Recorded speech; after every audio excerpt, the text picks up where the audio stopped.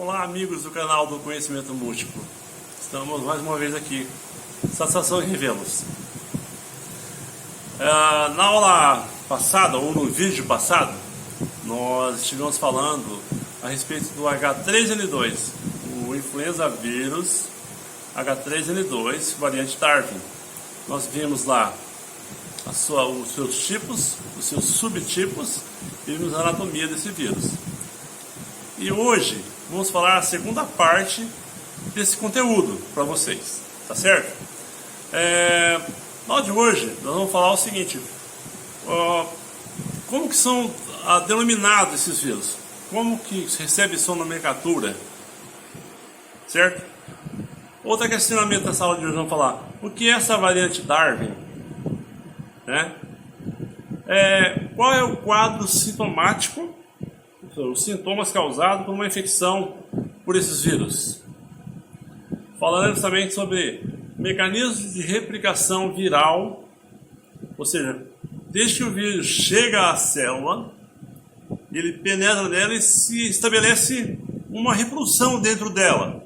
Mas tem um porquê, tem como um esquema, uma ilustração que eu fiz, eu até procurei na internet, não tinha, assim, para uma ilustração compatível com a questão de didática, então eu mesmo desenhei para vocês, espero que vocês gostem, né?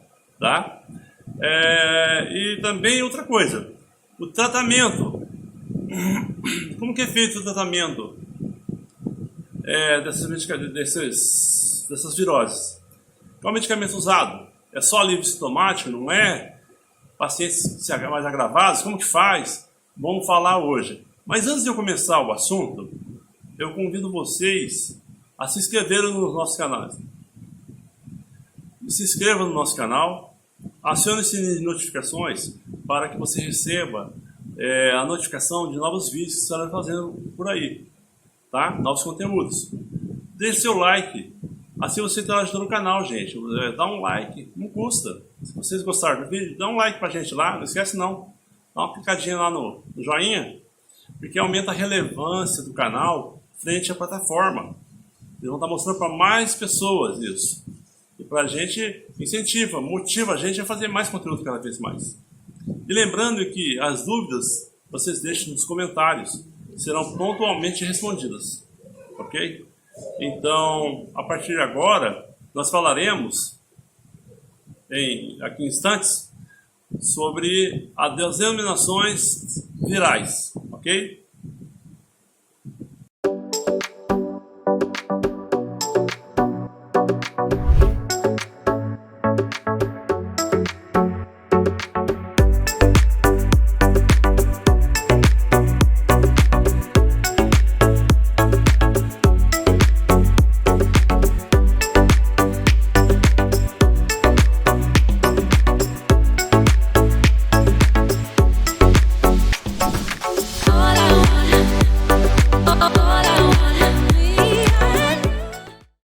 Então vamos falar das denominações desses vírus, os nomes, as nomenclaturas dadas aos vírus da influenza. Se a influenza for do tipo A, o seu nome vai depender daquelas moléculas proteicas de superfície que tem na superfície do envelope viral, que a gente chama de espículas H e espículas N.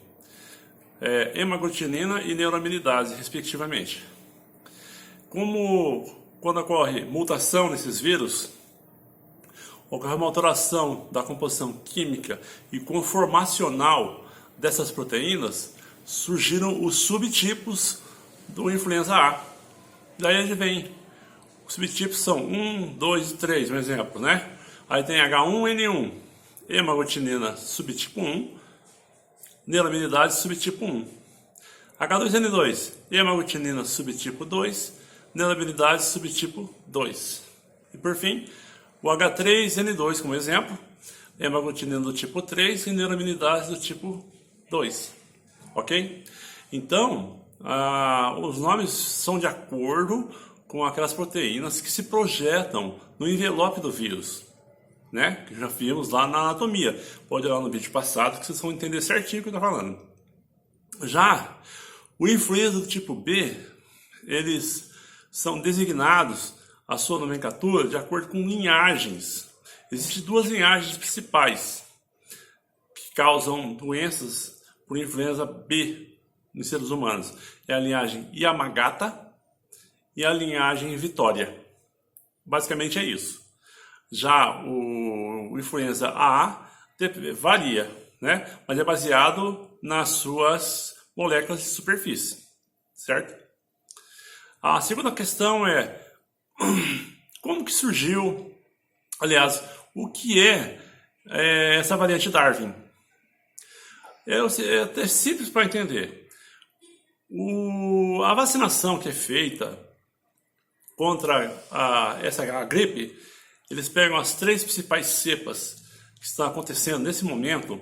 Nós estamos no verão. Lá no hemisfério norte é inverno. Na primavera, aqui é primavera, lá é outono. Então, sazonalmente, as principais cepas que causam infecções, as 3 principais, eles pegam e formulam uma vacina. E dentro dessa vacina tem o H3N2. Então, quer dizer que os indivíduos foram vacinados com H3N2 esse ano? Foram sim. Mas todos? Não. Parte das pessoas no mundo não foram vacinadas. E esse vírus da gripe encontrou um terreno fértil para se reproduzir assim, desenfreadamente. E você sabe que na reprodução do vírus ele precisa produzir moléculas de material nucleico. É aí que entra o problema. No caso do vírus da gripe é o RNA, ácido ribonucleico. Na formação de novas moléculas de RNA, há a formação de possíveis erros. Esses erros são chamados mutações. Foi isso que aconteceu com a H3N2. Surgiu uma mutação em função de estar reproduzindo desenfreadamente pessoas não vacinadas. Daí a importância da vacinação, não só para essa doença, gente, para as outras também, tá? Ocorreu essa mutação e formou essa variante Darwin. Uma outra coisinha que eu queria dizer para vocês, antes de continuar na variante Darwin, é que lá no caso da influenza A, o H1N1, H2N2, H3N2, eles são também, as variantes desses vírus, eles são denominadas de acordo com o local de origem deles. Nós temos o influenza de Hong Kong, temos o influenza de Vitória. Ah, mas Vitória não é no B? Mas em sorologista define se é B ou A, tá? É assim que funciona. Nós temos ainda o influenza Darwin, que é da cidade de Darwin, que foi onde surgiu. Da onde surge a denominação das suas variantes, tá? Mas voltando lá na variante Darwin, a variante Darwin é uma variante assim diferente. É diferente das outras variantes, porque ela não respeita o elemento sazonalidade. Normalmente as infecções gripais acontecem de maneira sazonal, em épocas mais frias, em outono e inverno, que eu estou dizendo. E, sobretudo, a circulação desses vírus elas são maior no segundo quinzena de julho e o mês de agosto como um todo, onde você tem a maior quantidade de infecções assim, e impacto na saúde pública no Brasil e no mundo como um todo. Locais que sejam frios, logicamente, né, gente? Tá? Já a variante Darwin, ela não está nem aí com isso. A variante Darwin, ela causou surtos no Brasil e em várias regiões do mundo, mesmo no calor. O Brasil agora estamos no verão. Agora em dezembro passado é quente no Brasil como um todo, os 4 cantos do país é quente. Mesmo assim, ocorreu infecção pela variante Darwin, né? Aí isso pode ser explicado pelo seguinte também. Por um outro lado, como nós estamos naquela situação de fim de pandemia, a maior parte do pessoal já está relaxando. Porque hoje eu vejo estádio de futebol cheio de gente, tem shows cheio de gente, aglomerações, né, gente? Barzinho com aglomerações, melhor dizendo. O pessoal deixou de usar máscara, só usa em local fechado porque é obrigado, mas eu tenho notado que ninguém anda de máscara quase. Então, é uma coisa assim que é o relaxamento. Não há também a lavagem de maneira mais assim intensa das mãos com água e sabão. Não usa álcool 70 para fazer asepsia nas mãos também. Então houve um relaxamento como um todo geral. Aí surgiu esse surto e a transmissibilidade aconteceu, porque é altamente transmissível. Se transmitiram. foi por isso que aconteceu esse tipo de coisa fora do tempo. Foi um dos fatores que aconteceram, tá, gente? Mas tem que entender o seguinte. Se uma pessoa que está com H3N2, que é a variante Darwin, ele espirra na mão, e essa mão aqui, tá, não for lavada, a maior parte do pessoal boa parte do pessoal tem esse mau hábito de vida, não lava essas mãos, encosta numa maçaneta, encosta numa mesa, num corrimão de escada, num outro objeto, e lá fica contaminado com esses vírus H3N2. São chamados fomites. São agentes contaminantes, são os fomites, tá? Na infectologia é assim que é denominado. E vem uma outra pessoa e encosta a mão lá, vai transmitir para a mão dele esse vírus. E ele coça o olho, por exemplo, não precisa ser nariz e boca, no olho. Esse vírus cai na corrente sanguínea através da conjuntiva, vai cair na corrente sanguínea.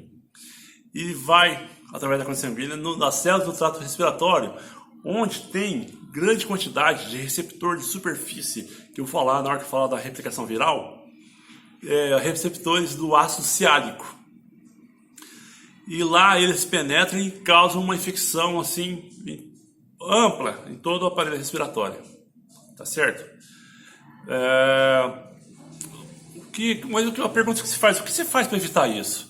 Ora, a primeira coisa que você fez para evitar a Covid. Medidas sanitárias, gente. Distanciamento social. Lavar as mãos com frequência, com água e sabão. Uso de máscaras. Álcool. Passar álcool em gel. Álcool 70%, né? Ok? O lockdown seria uma coisa extrema. Não tem essa necessidade, porque a gravidade não é tão grande, não pega tanto assim. Mas, logicamente, tem pessoas que é grave sim. Inclusive, tem histórico de óbitos no Brasil. Muitos óbitos. Por causa do H3N2, tá, gente? Então, fiquem alerta nesse sentido aí que eu estou dizendo para vocês. Tá? Tá bom? Então, com relação à variante Darwin, a ideia é essa. Agora, vamos falar um pouquinho de tratamento. Tá certo? E se você pegar esse vírus, essa gripe, o que fazer, né, gente? Aí vamos falar um pouquinho sobre o tratamento. Vamos falar para vocês, tá ok? Mas só um pouquinho, galera. Antes de falarmos do tratamento, vamos falar um pouquinho do quadro sintomático dos pacientes que são cometidos pelo H3N2, variante Darwin, influenza A, H3N2, variante Darwin. Os pacientes apresentam o esquema sintomático da seguinte forma: febre alta logo no início, nos 2 primeiros dias da infecção, que febre acima de 38 graus, né? São bem alto mesmo. Eles apresentam, assim, dor no corpo sistêmica, com dor muscular intensa difusa. Apresenta dor de garganta. E quando você faz uma avaliação, uma análise da garganta, você pode analisar, olhar que ela se encontra extremamente hiperemiada, vermelha e inchada. Tanto a úvula palatina quanto as amígdalas, bem como a orofaringe. Completamente inchada e avermelhada. E o paciente reclama demais a hora que deglutir. O ato de engolir dói muito, incomoda o paciente, né? Você engolir a saliva. Um outro sintoma que o paciente relatou foi dor de cabeça, dor em dentro de cabeça. E a título de conhecimento, isso acontece porque acontece um discreto, um bem levinho edema cerebral, por isso que gera dor de cabeça. A virose faz isso. O paciente apresenta ainda espirros, que lançam uma secreção hialina, né, transparente, e junto com ela uma quantidade excessiva de vírus que contaminam o meio ambiente e que contaminam outras pessoas, né? Além de tudo, foi relatado ainda diarreia e, assim, prostração, tal, fraqueza, né? Moleza no corpo, né? O paciente apresenta também tosse intensa, e lembrando que nas perdigotas também é um fator contaminante do meio ambiente e transmissível para outras pessoas. E a perdigotas vem através da fala e da tosse, tá ok? E ainda o paciente pode ter coriza. Todos eles quase têm, né? Coriza, que é aquela secreção que sai do nariz, né, em função do processo alérgico e inflamatório que ali se encontra. O paciente tem calafrios, lógico, é evidente que tem calafrios, porque uma febre acima de 38 graus é impossível, tem calafrio sim. E o cansaço excessivo, a febre altera até o arterial do indivíduo, né? Gera moleza e cansaço também. Bem como náusea e vômitos. O tal do vômito é um negócio complicado, porque quando ele lança o episódio de vômitos, ele perde muitos sais no vômito, importantes sais, importante para o funcionamento da fisiologia do organismo humano. Além de tudo, ele tem sudorese intensa também. Se você quer fazer uma associação da sudorese intensa com vômitos, episódios de vômitos, você tem aí um terreno fértil, um quadro perfeito para o indivíduo desenvolver um processo de desidratação, o que pode agravar ainda mais a doença, né? Mas basicamente o quadro sintomático vai ser esse estado desse tipo de gripe, dessa variante Darwin, ok?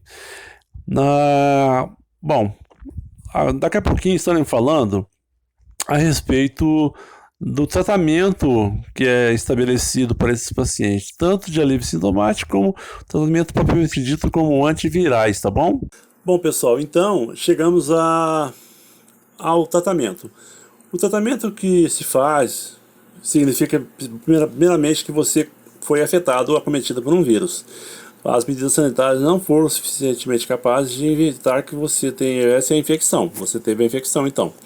E apresenta todos aqueles sintomas que eu acabei de mencionar ali atrás. E a medicação utilizada para isso é a medicação para alívio sintomático a princípio, para casos leves e moderados. Então, como eu estava dizendo, para casos leves e moderados. Então, o que vem nessa medicação para combate gripal? Nós temos analgésico, antitérmico, descongestionante e antialérgico. Nesse caso desse medicamento em si aqui, que eu coloquei só uma representação para vocês verem aqui, nós temos aqui o paracetamol 400mg, nós temos a fenilefrina 4mg e clorfeniramina 4mg.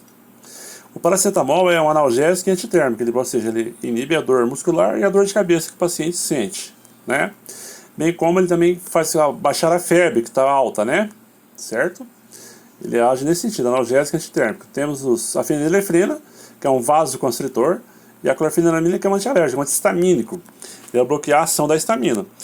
Tanto a fenilefrina como a clorfeniramina trabalham juntos no sentido de reduzir a coriza, reduzir também aquela congestão nasal, né? E também reduz também um pouco de tosse, porque tudo está envolvido, e diminui aquela vermelhidão que dá na garganta, dá aquela vermelhidão intensa na uva palatina, nas estruturas anatômicas da orofaringe ali. E eu, particularmente, quando o paciente vai à farmácia, eu uso anti-inflamatórios, assim, sabe, para diminuir, para aliviar, fazer um alívio sintomático no paciente, né? Dor de garganta. E além de usar anti-inflamatórios, eu uso também o spray de mel, própolis e romã, que é anti-inflamatório spray, né? Além de comprimidos. E a gente tenta fazer com que o paciente fique da maneira mais confortável possível. Mas quando o quadro clínico não é leve e moderado, ele é grave, tem um agravamento, o que acontece é o seguinte, minha gente, acontece que nós temos que partir para outros tipos de tratamento. Aí ele conduz o paciente ao médico, ele vai ser tratado com um antiviral mais específico, muito mais específico do que esse que eu estou mencionando aqui. Vamos falar já para vocês aqui. Bom, pessoal, então dando prosseguimento à ideia, então nós temos um paciente que não tem um quadro sintomático leve e moderado, tem um quadro grave. Ou o paciente também apresenta comorbidades, como imunossupressão, né, entre aspas. Esse medicamento aqui é usado, então, um antiviral específico, o Tamiflu, que é o fosfato de oseltamivir.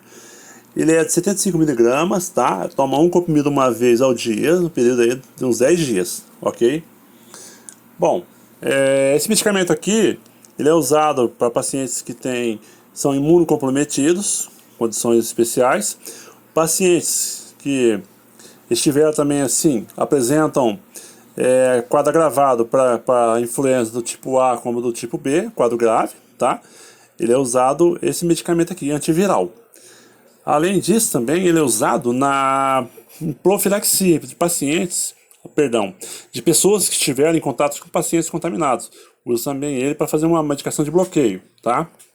E a função dele, o mecanismo de ação dele é o seguinte: ele bloqueia, ele é um bloqueador seletivo das neuroaminidases, que são aquelas espigas de superfícies que eu já mencionei para vocês, que fica localizado bem no envelope viral.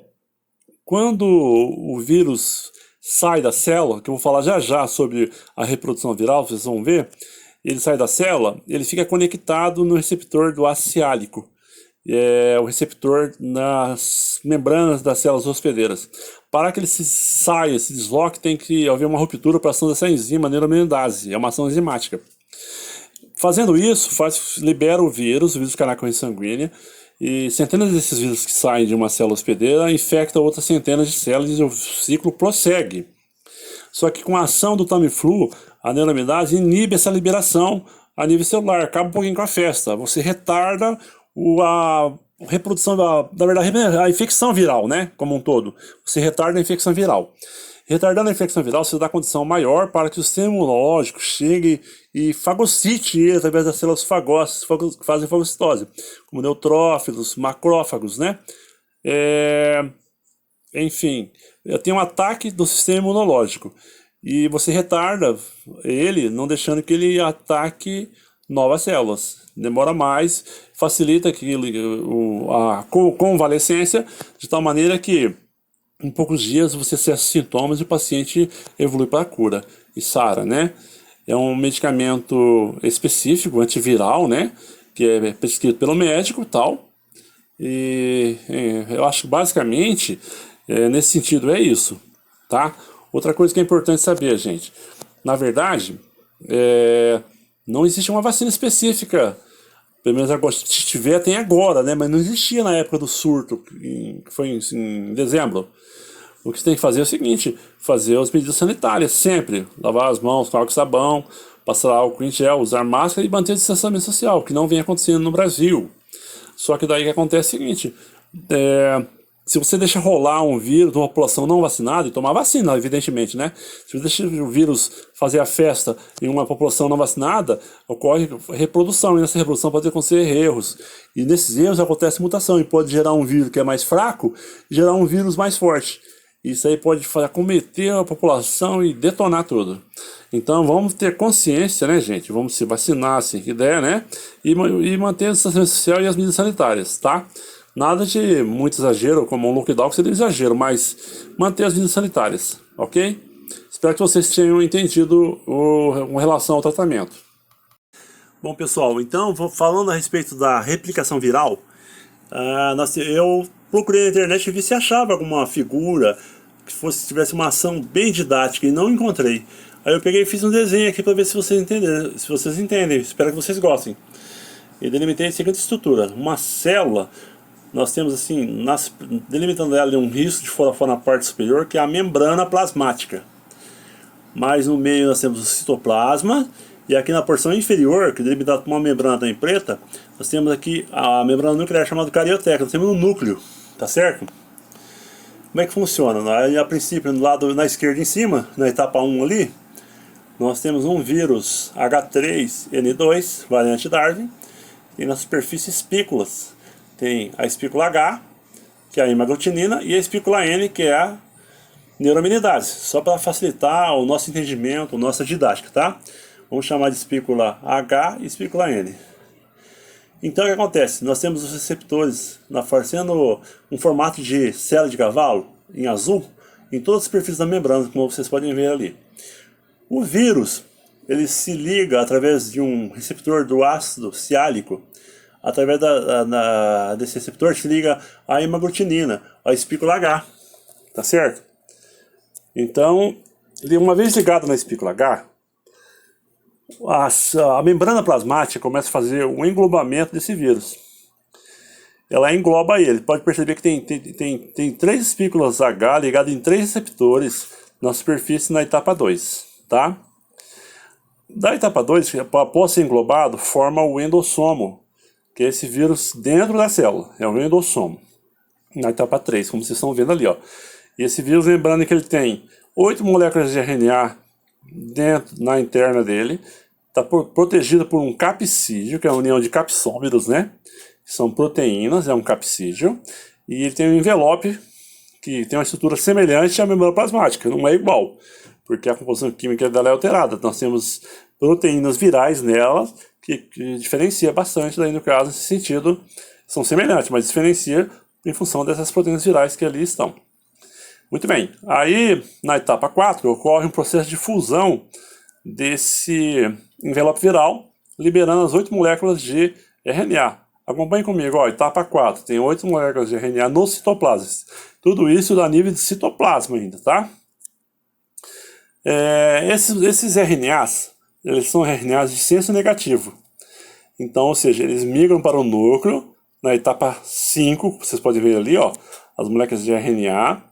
Lá no núcleo, ele sofre a ação de uma enzima, porque é o seguinte, o RNA de senso negativo, ele não consegue fazer síntese de RNA e nem síntese de proteínas. Ou seja, ele não tem a característica de um RNA mensageiro. Ele precisa ganhar isso. Então, ele sofre a ação dentro do núcleo, ó, na etapa 5 já estamos dentro do núcleo, ó. Ele recebe a ação de uma enzima RNA polimerase dependente de RNA. Transforma o RNA viral, que é negativo, é senso negativo, em RNA mensageiro, que é de senso positivo. Esse RNA mensageiro, então, numa etapa 6, ele pode fazer duas situações. Ele pode migrar para o citoplasma, como vocês podem ver ali, várias moléculas de RNA em azul, ou também, dentro do próprio núcleo, fazer a síntese do RNA viral. O que acontece na etapa 6 dentro do núcleo ali, ó, RNA viral, e 6 também lá no citoplasma. Lá no citoplasma, ele se encontra com os RNA ribossômicos, e essas fitas de RNA mensageiro, então, sintetizadas no núcleo, começam a formar proteínas dos vírus. Essas que estão representadas por uns risquinhos assim azuis, são os capsômeros que vão se juntar formando o capsídeo viral. Aí também representada em vermelho, nós temos assim as neuraminidases, e em azul nós temos aqui, em pezinho, nós temos as hemaglutininas, ok? Então, uma vez o RNA viral sintetizado, que é necessário para a formação de novos vírus, ele pega e sai do núcleo para entrar de 6 para 7, e esses RNAs virais ficam ali, certo? Agrupado em torno de 8 unidades.